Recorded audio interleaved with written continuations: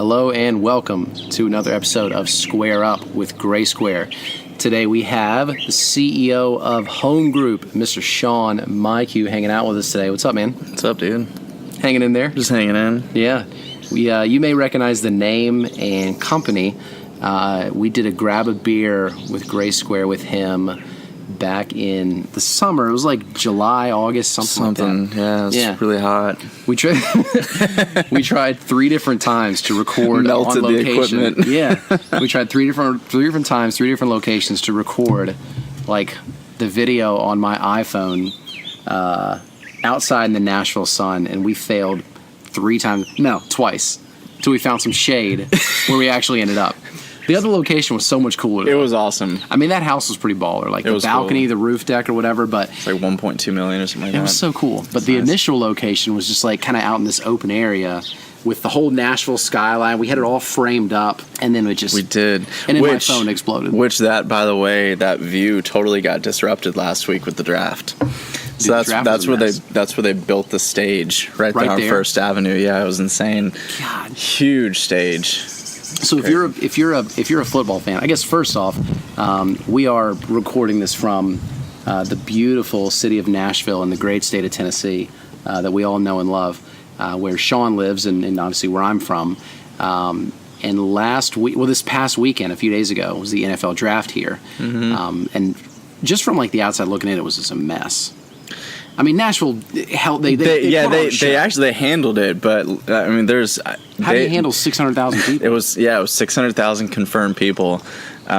Celebrities like crazy. Taylor Swift was in town. She made a scene over in the Gulch. They had a new mural painted. She's always in the Gulch. That's where she's always in that neighborhood. That's where she wants to be.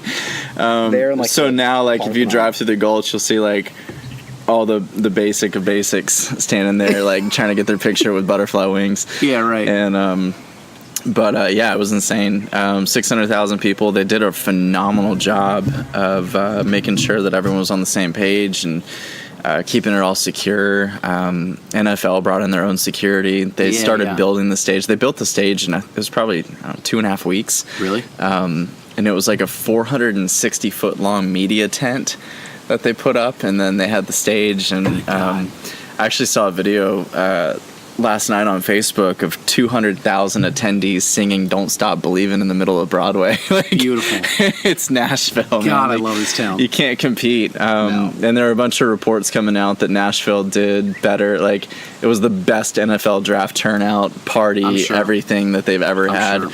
And they're hoping to get the Super Bowl here at some point if we can, maybe select some winning players. Yeah, right. If we had a half-decent team. And they're also trying to get the World Cup here in 2026. I mean, Nashville has become... Maybe it was 2028. Like the destination city. Oh, yeah. It's it city for sure. Yeah, I mean, for me and you growing up here, it was like we knew how cool Nashville was. Like, we got it because we would live in it. But now it's on the map. It's fully on the map. And like for the draft, definitely for bachelorette parties. Oh yeah, I mean that's always been the case. That's always been the case. But for the draft, like I knew it would be handled well because like if there's anything Nashville knows how to do, it's party. Yeah. Like, it is a town where you can go and drink and carry on and party, and God, all the concerts looked so cool. Yeah. Like everybody was there. It was just, it looked awesome. And what was funny is I flew in Friday night, I think. I can't remember. Thursday, Friday, something like that. And I got out of my gate, and I forgot that people would be flying in. I just didn't put it together. Yeah. And I get out, and I look out at the gate, and there's like a big Eagles flag there. And I was like, shit, did we get turned around and I go back to Philly? Like, yeah. How did I get to Philly? Yeah, right. And then I walk out. There's teams for... all the teams at different gates represented, but I walked out of the Eagles gate, which was funny because I had come from, Philadelphia. But yeah, it was crazy. The transformation downtown. They so on Broadway on the main strip, they took all the traffic lights and the red and the yellow and the green, said and they put NFL in them. That's so And then cool. they made like a fake Tootsie's. So Tootsie's is like, you know what Tootsie's is, Yeah. but the listeners may not. Tootsie's is like world famous, like one of the most famous bars downtown. Yeah. And they made like a fake Tootsie's where they took another building, they wrapped it in the same color purple. The purple? Yeah. And then they had like a media level on the second floor and all this. It was just crazy. Like That's cool. the transformations that took place. I heard that Tootsie's was famous. Do you know why it's famous or why it's like a big deal? I don't know why. So like it's backed up against like a big I don't know what it's like, the Ryman or something, but it's like backed right up against something. So there's an alley in between Tootsie's on Broadway and whatever this like music venue is. And in like the 60s, 70s, something like that, it was just kind of like a hole in the wall dive bar. But all the musicians would leave the theater hall or whatever, go across this alley where nobody could see them, and Tootsie's would let them in the back door. Nice. Say this dive bar that nobody knew about, and just the musicians would hang out there. So that's why if you go in, there's always like famous people, because it was like they're like, we can get away from everything, and nobody will see us go into this dive bar. And Yeah, it became that's cool. Tootsie's. Yeah, Fair enough. I had no idea. we could just tell stories about Nashville. Yeah. and make. If you haven't been, you should Yeah, I come. know, right? What's funny too is like Catalina's gonna give me a hard time about this, but yeah, we could just turn this into like a Nashville podcast. People coming in like, yeah, I'm gonna find out what projects they're up to, what kind of going on with the business world, and we're just like, it's like a 45-minute sales pitch on Nashville. Moving to Nashville. Don't worry. Actually, don't move. Yeah, here. don't necessarily move. Just here. come visit and then get out. Get out of our way. We don't need That's you. bad for my business, man. I take that back. We're talking to a CEO Move of a here, realty move company. here. You should move here. Your house is going to triple in value. You know, True story. It'll make your entire life. You should move here, but only through. Yeah, they've announced. Sean Mike They've and announced in the last group. in the last couple months. They've announced between 10 and 20,000 new jobs for downtown. That's insane. Yeah, so you get all these people that are like, "Ah, man, it's a bubble. The market's gonna crash." Yeah. I mean, It's not. Nashville's yeah, where it's at. somewhere for Sure. sure. But when you've got that much demand, it's Yeah. not This is realistic crazy. to expect. This is crazy. It's crazy. So we talked. Well, I mean, we talk like talk, every yeah, day, but yeah, pretty much. Yeah, we talked on the video shoot in the summer, and you were really just getting things off the ground. Right. You were just getting the business off the ground. What's been up since then? I mean, you're how far into this venture? We From are like the time you open the hypothetical doors. 10 months. 10 months. No, 11. It'll be 11 Yeah. months next. 11 months next week on the 4th. I guess that's this week, huh? Yeah. May the 4th be with you, right? There you go. Nerd. What's the 1 year update? The 1 year update. We spent the first 6 months just trying to get stuff dialed in. You know, it's like Yeah. you get this idea and then you start to execute on that idea. Well, if you ever want to do anything with it, you start executing on it. And then as you execute, problems happen, of course. So then you got to solve those problems. So we spent the first 6 months really just solving problems. It was like I totally thought we were ready. Yeah. From the beginning. Of course you do. Yeah. And then Don't we all? You know, like when I started building it, it was begin with the end in mind, right? Yeah. Typical goal setting. We're gonna plan everything for scale. Sure. And then you get out there and you're like, okay, so we planned that for scale and we forgot about this little detail. So we spent 6 months just really dialing stuff in, getting the systems, the processes correct. Or sometimes it's not even that it's not correct, it just wasn't in the most explainable form for new people to adopt. And so, you know, it was 6 months of that. And then we started in January, we started bringing on new agents. Sure. And we've experienced 100% growth in the last 3 months. That's awesome. With that. So, I mean, are we where I expected us to be at this point? Of course not. Of course not. You never are. You never will be. Right. Yeah. I wouldn't imagine. Yeah. Yeah. I mean, it's just trying to get actuals to align with the, you know, the goals and just everything. It's just, you know, eventually at some point they'll probably crisscross, but Sure. in the meantime, it's just a lot of just Fighting the good fight. Yeah, just fight the good fight. Just Yeah. slow and steady, do the same boring shit every single day. The tasks. Yeah. Yeah, right. I mean, I think, there's oftentimes you don't take a step back to put yourself up against the general population of entrepreneurs that don't do anything in a year, or in a year they're out of business. And in most cases, certainly haven't put $1 in their pocket from the business, and you've done both. Not only are the doors still open, but you put $1 in your pocket. Yeah. Yeah. And it's nice to see the growth. Mm-hmm. But a lot of what happens in the entrepreneur game is when you're in the middle of it, you're not seeing it. Of course not. Right? You're just seeing, what's the problem? Yeah, right you see the to-do list that never goes away. And then eventually you look up and you're like, damn, we've come a long way. Right. And there's a lot of people from the outside who've been like, man, you guys are crushing it. But for me, internally, I'm like, God, we're so far behind. We're so far behind. Yeah. So it's just a matter of having, I think, clear expectations from a leadership perspective, and being okay with slow progress, because slow progress is steady progress. Yeah. It's still progress. As long as you're moving forward, you're moving forward. Of course. One of the things that I find interesting about what you're doing is you're creating a different experience in real estate for the buyer in a lot of ways, and in a lot more ways, the realtor. Yeah. Right. Like acquiring that people. Which group has been harder to get to adopt a change? Like, is it convincing other realtors? I work for the big guys, and here's all the million reasons why you're crazy for doing that and why you should be working with me instead. Or is it like the customer adoption, like the changes you made there? Yeah, it's definitely today. It's been the agent adoption. Yeah. The consumer is generally so relationship driven. Like, it's not really it doesn't really matter. Like, they don't know what company you're with. They don't care what company you're with. They just know what house they love, and they want someone to help them with it. Yeah. And generally the person they want to help them with it is someone that they have a relationship with. Sure. So with that in mind, our entire approach is on the recruiting of the agents. Because if you get the agent, you get the relationship with that consumer. Right. So it's been, I think I would say some of the challenges we've faced have been with the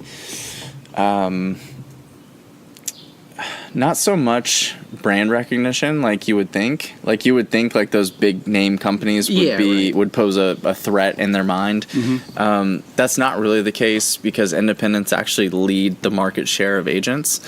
No kidding. Yeah, well, because you've got more independents than you do majors, right? Like, sure. So there's 2 million realtors out there. I think 1.3 or 1.4 million are with independent companies, and then the other million-ish make up, Remax, Keller Williams, all of those Berkshire, companies, right? Yeah. So it's been a lot of that. I think some of the obstacle we've had to overcome is our age of our business. Yeah. Right? Like, some people view it as there's like a risk associated, when in reality there's not. From like the agent side? Yeah, from the agent side. Like, sure. Oh, well, what if you guys, don't make it 2 years? Yeah. You move your license back, big deal, right? But, right. But in their mind, it's this huge thing. So there's been that challenge, and then it took, to be honest, part of that 6 to 9 months, 6 to now, essentially, has been really getting a clear understanding of what our USP is. Yeah. Having that, like, in my mind, there's like 7 unique sales propositions. Sure.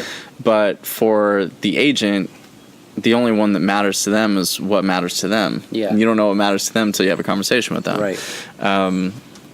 Most of them, I've found, want to be part of something. Like, it's almost kind of like that movement piece, right? Like, people want to be a part of something that they feel positive about. Right. And sometimes it's not even about money. It's insane to me. Like, to me, it's always about money, right? Like, it's always yeah, of course, I'm doing this work for your company or for X other company. I want to make as much money as I can for that same work. Right. But for some people, that's not their driver. Yeah. And so it's been insane interesting. to me. That's so insane to me, because like I'm like, you can't see, but I'm like laughing as he's saying it, because it's so real. Like we thought initially, as there's a piece of our business that's kind of geared at acquiring, like our competitors, or convincing them to leave the big guy and work with you, like the same type of deal.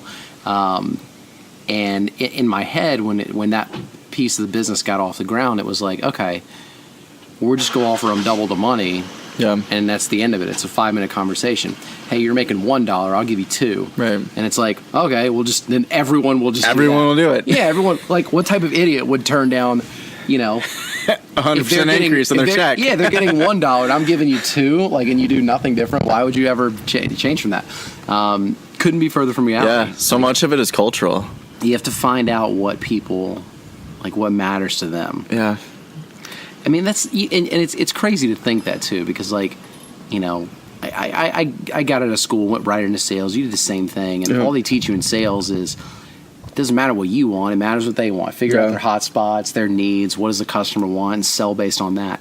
And here we are when we're in this position of like running a business, and you forget all the basics. Yeah, you're selling based on what you think will work, and your problems that you've created, not their problems that you discover and try to solve. Yeah. And that was a huge pivot point for me. Literally like 2 months ago, I was sitting there, I'm like, okay, why am I struggling so hard to sell this to people? Right. And then I was like, dude, it's not you, man. Go out there and have a conversation, listen, figure things out. Listening is the most important sales skill you'll ever have. So go out there, shut your mouth, find out what they find is important, and respond. Mm-hmm. And then shut the hell up about everything else. Right. Yeah. Let them do it. Yeah. Because so many times I was overselling.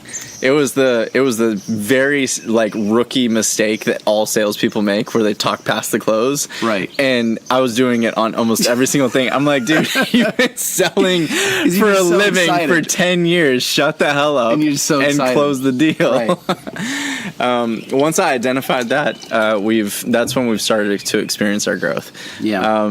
And the good thing is sometimes, and I used to hear this on Shark Tank all the time because I'm a big Shark Tank guy. Yeah, me too. And Mark Cuban would always say, or does say, that the consumer doesn't always know what the consumer wants. Right? Like sometimes you have to tell them what they want. Right. And so it was one of those things like where I started to see where, okay, they finally made the choice to move over to us.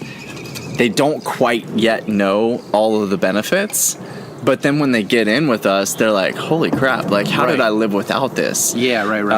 I was actually talking to one of my agents this morning, and I asked her, like, one of our unique sales propositions is we give all of our agents a transaction manager. That's something that if they're at another company, they're paying $300-400 per deal to have that person. We're giving that person to them at no cost. Sure. The difference in real estate is seemingly every single person that becomes an agent has an ego.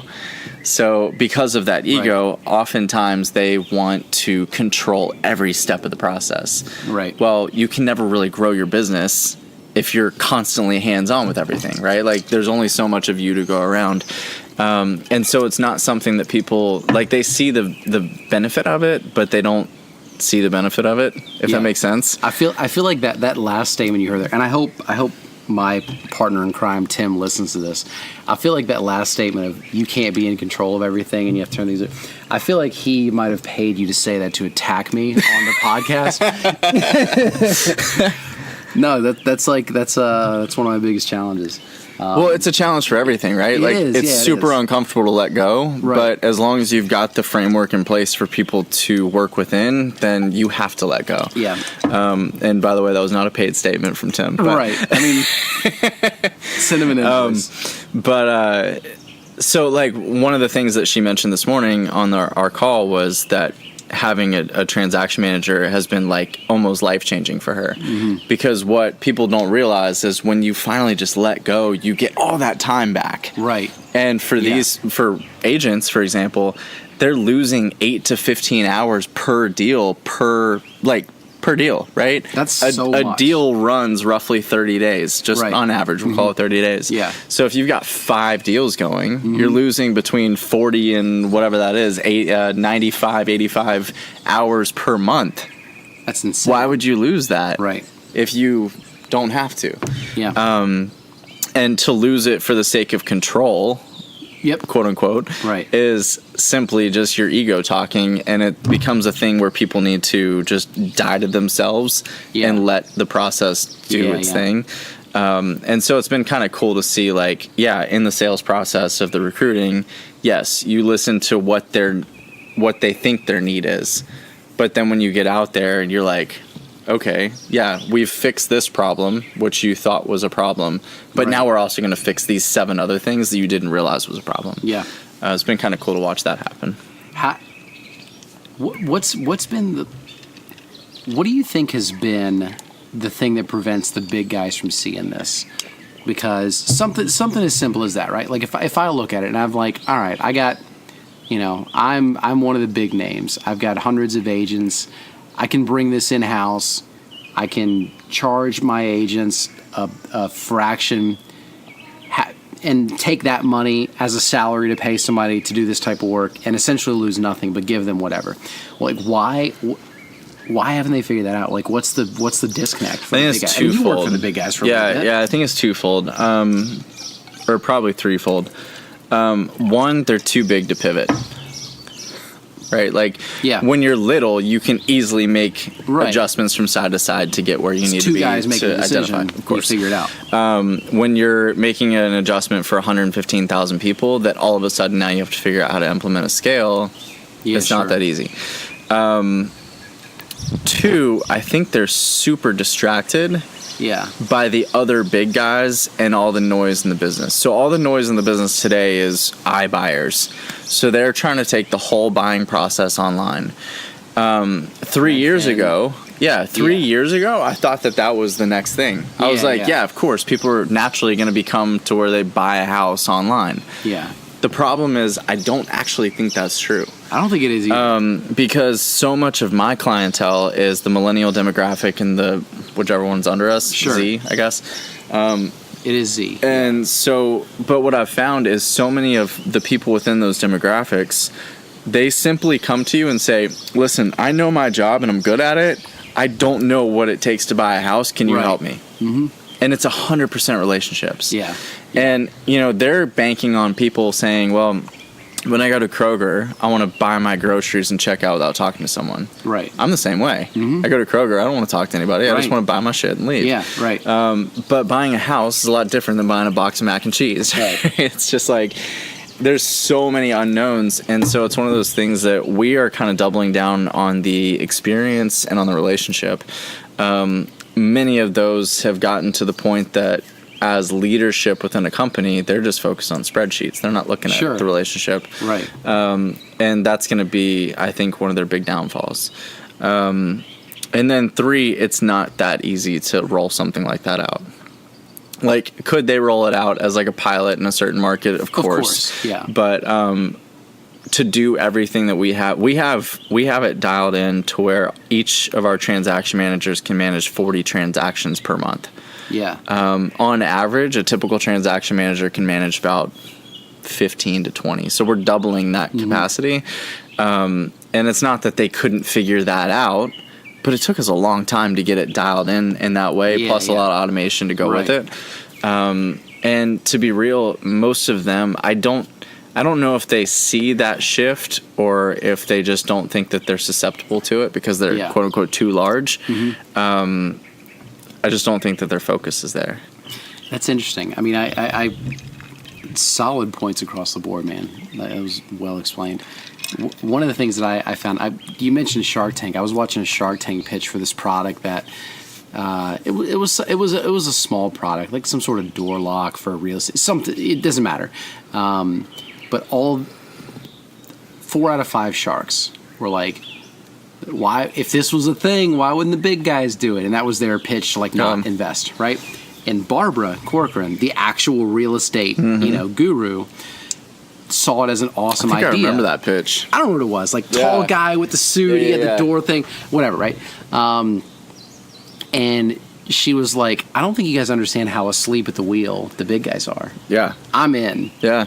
And everybody else saw it as like, nah, they would have thought of this. They would have done this. And she was like, you guys are all wrong. Like, you don't understand the industry. You don't understand how asleep at the wheel these big agents are, which is I hope to be that disconnected from reality. Something. You know what I mean? Like I hope to. I want to. I hope to reach the capacity in which I can just lay on the beach and not give a shit. Yeah. I want to be. You know. Like, I want to dedicate my 30s to being innovative and building and making change and creating something special that grows and explodes. But after that... My 40s to 100s? Yeah. Oh, God. I want to be a disconnected loser on the beach, drinking, more Moscow mules than we have right now. You got a lot of work to do, man. We have a lot of work to do. We do. I just turned 30. That's what I want to do. I just turned 30 yesterday, and I'm like, oh, my God, I'm so far behind. Was that 30 for you? I didn't know exactly what number it was. Yeah, it's 30. Oh. Cheers to that. Yeah, dude. Well, cheers to Moscow. When we met, I was 19. That's insane. I was the baby of the group. That's unbelievable. You know what's interesting about, because everybody's like, oh, your 30s are different, blah blah blah, right? Here's the real talk. Here are the two differences that I noticed, right? So I'm 33. One is that you care, well, not you, but like I think for me personally, I care less about things that don't matter. Yeah. Like mainly other people's opinions. Yeah. Right? Like, I no longer have to please everyone. Of course. I did for a long time. I got to make everybody happy, whatever. And by the way, if you're less than 30 and you're listening to this, start that right now. I think this is real talk. This is super real talk, yeah. I think it is. Like, I now no longer care what pretty much anybody thinks. Maybe like outside of what my mom and my dad and my immediate family thinks about what I'm doing. I care about the opinion of maybe 4 people. At the absolute, I might be pushing it by 2, right? I don't really care at all. So do things to make you happy.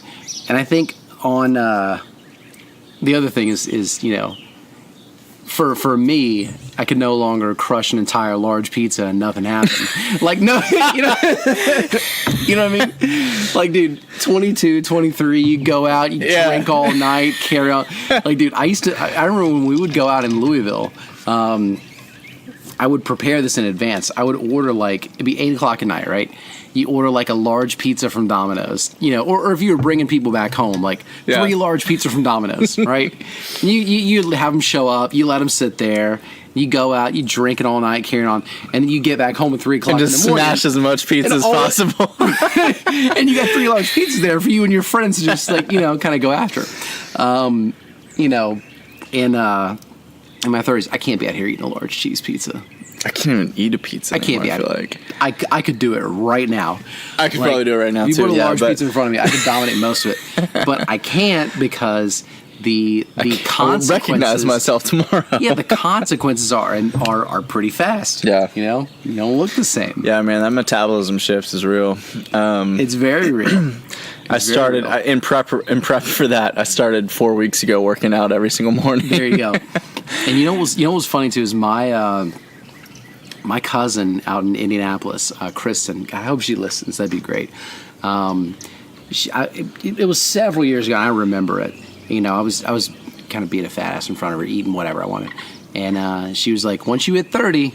That's all different. And I remember being like, not me. Nah. I remember thinking I'm myself, different. Exactly. Right. I remember thinking like, she's crazy, not me. Like, that's not going to be me. I mean, that was you, whatever. But if that's your experience in your life, but not me. And here I am like, God, Chris, I wish. Kale salad. Seriously. Yeah, it's, I feel like I've been prepping for the 30s for a while, but... See, I'm lucky. I spend most of my time in Boston now. Yeah. And the guy, Carlo, who kind of runs a show up there, he's an old Navy guy. Not an old Navy guy. He was in the Navy. He served in the Navy. And so he's got, he's got the discipline, the strict diet, the regiment, the whole thing. And all I do is just follow his plan, or just kind of shadow him all day, every day, in terms of diet and exercise. I couldn't do it on my own. I like ice cream too much. Keep him in chat, Carlo. He does. I gotta say, if there was one thing that success boiled down to, I would say it's simply discipline. Oh, absolutely. And if there's one best way to create discipline in your life, it's to start working out. Because there's no better way to create discipline than to go to the gym and intentionally cause pain to your body for a result that you can't see. Right. Unless you continue to cause pain to your body. Yeah. And that's what success is. Like, you go out there really and you is. cause pain to your brain. Yeah. But eventually, if you continue to do the same thing over and over and over again, as long as you're on the right track, you'll get to that goal to where you're no longer causing pain. You're starting to see the results of that effort. That's why, like, the logic of, because I probably started getting to a more strict, diet and exercise regimen probably 2 months ago, and it was easy for me to piece that together in my head because of business. So it was like, you kill yourself every day as an entrepreneur. Of course.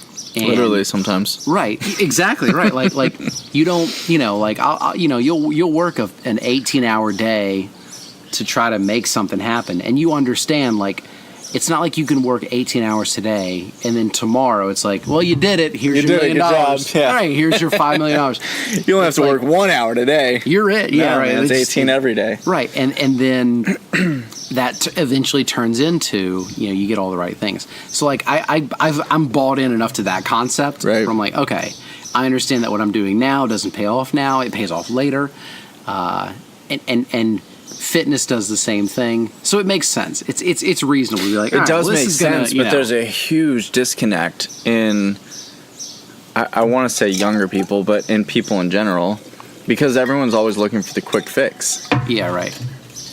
Everybody wants to become an overnight success. Everyone wants to just, do one thing and it changes their life. But the only thing that you can do to change your life is the same thing consistently. And to have the discipline to do that. And I think discipline is probably the thing that people struggle with the most. Oh, it has to be. It's definitely the thing that I struggle with the most. Yeah. And I'm probably more disciplined than a lot of other people, but there are I'll be in Phoenix next week with some of my coaches, and they're the most disciplined people on this freaking planet. Sure. I mean, well, they have to be. It's insane, dude. It's just insane. Like, they get up every single morning at 3 a.m. and go to the gym. I'm like, nah, I'm going to bed at 3 a.m. Like, this isn't working for me. Not me. Not your boy. But then that's one of those things where it's like, okay, cool. So what results do you want, and what are you willing to give up to get it? Right. You always have to sacrifice something. And oftentimes both options are something that you want. So what do you want more? And you got to give up that thing that you want for the thing that you want more. And it's just a lot of little things, but discipline is definitely a struggle. So I'm on week 4, working out every single morning. Yeah. Planks, by the way, they don't look hard, but Jesus, those hurt so fucking bad. Planks and side planks. Oh my God. That's rough. That's rough. You know what was funny for me is so I went with again Carlo to when we started doing this, and it got to like leg day. And in my head, I'm like, I was a soccer player my whole life. I'll be fine. And I try to not keep up, but not embarrass myself. I was like, I can put enough on there, And I swear to God, the next probably 3 days, I was waddling around the office like a loser. It was so bad. I had to explain to everyone. I can't wear a suit because it hurts too bad to put it on. So bad. Oh God. Just sitting down in a chair. I was I had to brace the sides of the wall to sit in a chair. Can I get a walker? It was brutal. It was rough. Yeah. That was definitely something I've tried to implement this time. Because, there have been, 17 times in a row that I tried to start working out again. But I'm like, oh, yeah, I'm 18 still. And I go out there and, do my old workout from my baseball days and can't walk for 2 weeks. And yeah, 18, you work out for 10 minutes. You, drink a 12-pack of beer, eat a large pizza, and you have a 6-pack. And you're like, why would I keep working out? Yeah, I'm just going to keep drinking. Good. Yeah, I'm fine. I'm totally ripped. Yeah. Now I'm like, man, I ate a salad. That ranch dressing was not that healthy, and now I see it on my love handles. That doesn't stay with you, right? It's got to go. Yep, it's got to go. Oh man. How's your drink doing? It's good. It's it's about 80% gone. I'm probably like 95% gone. It's about time for that large pizza. It really is. It really is. Yeah. So what are you guys doing up in Boston? Yeah, I mean, Boston's Are you just is it just Boston? You're Boston and Philly, right? Boston, Philly, yeah. And we've got kind of some partners, some kind of, we'll call them strategic partnerships, acquisitions, whatever, on the energy side of our business in like probably 12 places right now. There's some cool things that have changed since we talked last. We we started an event marketing and promotion project with Verizon in Boston. It's been going well, and our team has taken it on well. They've adapted to the change. They're making it happen. It's been great. And recently, our biggest client, Energy, started the similar type of program, and I've already been doing this in Boston for 3 months, probably more than that. So I'm like, yeah, let's bring it up to Boston, right? And so I'm working on that right now. And what's cool about the energy company we're working with is that they're very open to risk, and they're well funded. You know, they've been acquired by like a Fortune 100 company, so money doesn't matter at all. They just want to try stuff out. Of course. And like you'd mentioned earlier, being like the younger firm, you guys can pivot. Yeah, everybody knows that you're open to trying stuff and moving around. And so, you know, I was one of the first people to get a call on like, hey, we know you'll do whatever. Try this thing out, which I'm actually going to call after this to follow up on. But so I mean, I think our thing right now, like we started up December 2016, like right at the end of it was when we got our like incorporation papers, right? Mm-hmm. So a little over 2 years into the experience, and we've got some good things going that are consistent, that are profitable, that are scalable, good things going. There are also things that I don't think that we just, like if we don't add anything new to the business, I don't end up with, you know, the yacht, right? I don't end up on the beach and owning an island. But I think that the newer, so that means we have to try out new things that have more scalability. And I think the couple new things that we're trying, the big guys won't take them on. Mm-hmm. Too risky. Right, we take them on too, and I think we have the right people in place in Boston, especially, that have done multiple projects and campaigns that it's a good fit for. That you can execute on. That we can execute on it, right? Where I go into the client and I'm like, all right, listen, I need 2 hours of your time to train our people on the product knowledge, and then turn them loose. Yeah. Right. And hopefully that results in a home run, and a more profitable home run for the client. Yeah. And at that point, because they're so open to risk and trying things out, and money doesn't matter, that they'll just open up the floodgates and let us go nuts in a lot of markets. So I think that's been a big thing for us. And I think another thing too that we've tried to figure out this year is really locking down on systems and incentive programs that work for everybody. Like your objective as a manager of people is I think in part to get them in their lane. Like in a perfect company, everybody only does the thing that they're the best at all day, right? Like you don't have a million things on your plate. You have one thing on your plate, and that's the thing that you are amazing at. And you can drive the most profit from doing that all day, right? Just to bring the money in. I think we've gotten a little closer to that. We're not there, but I think we've gotten closer to that.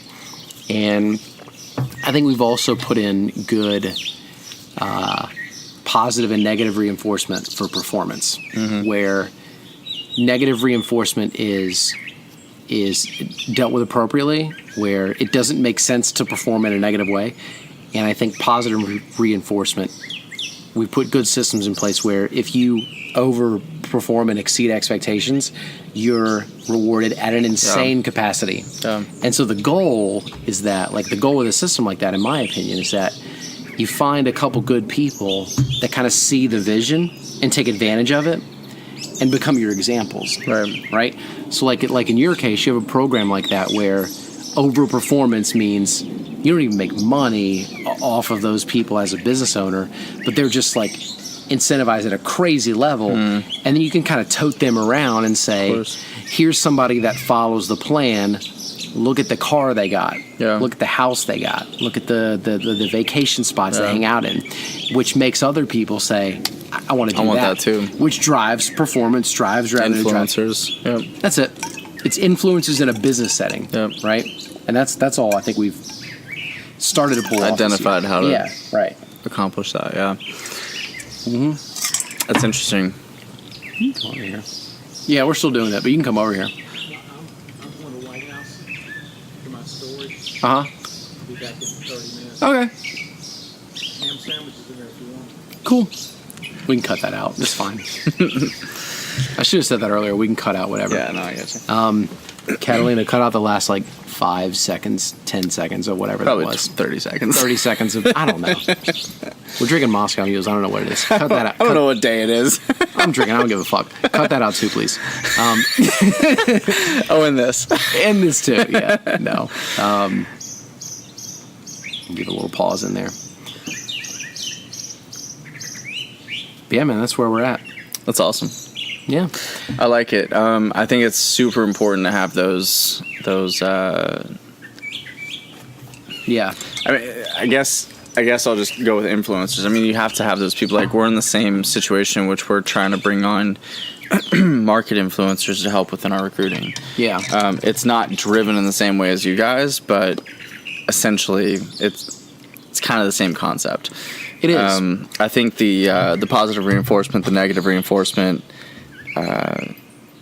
is powerful as long as the negative reinforcement is constructive criticism followed by hire fast, fire fast, right? Yeah, right. Yeah. But that's cool. So are you guys planning to grow into other markets soonish? Yeah, I mean, I think so. We've got basically our model of kind of our catch, so to say, and why people like us, I think, as a place to work, is that we build from within. We promote from within. Yeah. Like, people everybody starts in the same spot, has a chance to move their way up, no seniority, all that good stuff, right? And I think for us, the last little bit has been about building people to a position where they can handle additional responsibilities, where they can handle more, and kind of running the show. Our growth is completely dependent on that. Well, not completely, but our organic growth is dependent. We can always acquire and buy shit, but organically, it's dependent on that. And we've gotten to a point now where there are people in place that are ready for more, being a couple years in. And the good thing about our model is that we've got the clients and the work to do. It's just a matter of putting people in positions to do it. So I think we're probably, we're in, the things that we've, acquisitions aside, we're in 2 locations. I imagine by, the follow-up on this conversation in 6 months, we're in 4. I think we can double up because I think we've got good people in positions that are ready, and I think we can get them over the hump to be able to handle it all. But the good thing about the work that we do is that it's not really dependent on a client or an industry or whatever. It's really scalable, which means as long as we have good people in place, we could do the work that we do wherever. Of course. And all we're doing is bringing companies new money and new customers. So it doesn't really matter. So that's a good problem to have. Yeah, it's all it is. You hire us, you're just going to make more money. That's right. it. So the clients is kind of the easy part. Is getting more clients. It's just a matter of the people in place to build the business. When we started initially, in my head of kind of thinking through okay, we're brand new 2.5 years ago, and we have to get good people to be on our side to work with us and execute, and we have to get good clients that will provide that will provide good opportunities and work for us to do. And when I evaluate the two, in my head 2 years ago, the most difficult was obviously the clients. It was you want to work for companies that are well funded and have a ton of money to pay you for your work, obviously, so you can negotiate for more money. That's the hard part compared to like getting good people. 2.5 years in, I couldn't have been more wrong. Yeah. Like 180 degrees. Yeah, like the like getting clients to buy into your ideas and the work that you're doing. If all you're doing is bringing them new business, Yeah. Easy. I could make you a pitch on that, and you'd be in 30 minutes. Let's go. You know what I mean? Yeah, right. So like that's the easy part. The challenging part is good people that have the discipline and the work ethic to actually help you build something. Yeah. And that don't just have their hand out. Yeah. That just want something, that want to work and earn it. Building around that is the tough part. Yeah. From my experience. That's something that I don't want to say we've taken from your industry, but we're definitely implementing from your industry. Yeah. Is the growth from within. That's not really something that in traditional real estate is something that's there. Sure. Most of the time it's like, oh, you've been a broker for 20 years. We're going to hire you to be a broker. Why not train a broker? Right. So like we're trying to give those people that opportunity to advance within. Yeah. But so much of it is cultural. Yeah, for It's sure. crazy. Like having the culture identified and built and pulled together. It's actually kind of humbling when people come in and they like want to help you build something that you see. Right. It's weird. It really is. It's actually like sometimes I sit there and I'm like, damn, like these people believe in me enough. And it's not like a me, but it's like people. The vision that you people laid out. believe in the vision enough to buy in and to help us grow and to help us recruit other agents and to, go out there and put their face on our signs and all that stuff. Like, it's unbelievable, because all of this for me, for example, started 2 years ago in my head. Mm-hmm. And so to take it from your head to we've got 20 people out there now embracing the brand every single day, and it's crazy, and leveraging the brand to their benefit and so on and so forth. It's insane. It really is. It's kind of like, wow, this is weird. No, it is. Dude, I get so gassed up every time I see your company post on Instagram, like, check out this new person that's on the team. Right. Like, that shit just lights me up, man. I'm just like, my whole day, I'm like, hell yeah. What's stupid? This guy's doing it. I got to get to work. It was like a 1.5 year process. This is sort of off topic, but on the social media aspect, I was trying to find a way to create like a library of content that our agents could very easily access that library and be able to customize it and whatever. Yeah. And like the only option that seemed to be a good fit was Canva, which Canva is a phenomenal platform. Mm-hmm. But at $13 per month per user, I was like, this isn't scalable. It's like you start scaling up and you're like, damn, this is like super expensive, super quick. So one night after a couple, not Moscow mules, but similar, I was like, you know what? I wonder if we could do this in Google Work or whatever they call it these days.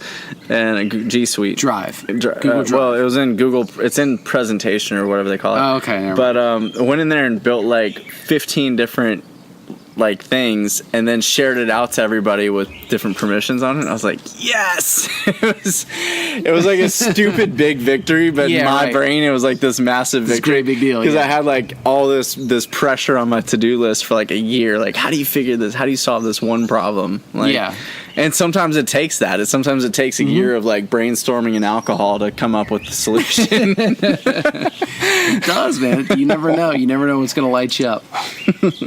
Well, we will wrap there. I'll put information in the description wherever you find this on Facebook, Spotify, Apple Podcasts, wherever you come across this. We'll have information if you want to reach out to Sean. Definitely, if you're buying a home, hit up your man Sean. We'll help you out. Yeah, for sure. Other than that, thanks for hanging out. Thanks for listening, and thanks to Sean for hanging out, man. Yeah. Cheers, another one in the books. Dude. Appreciate you. All right, thanks guys. Thanks for hanging out.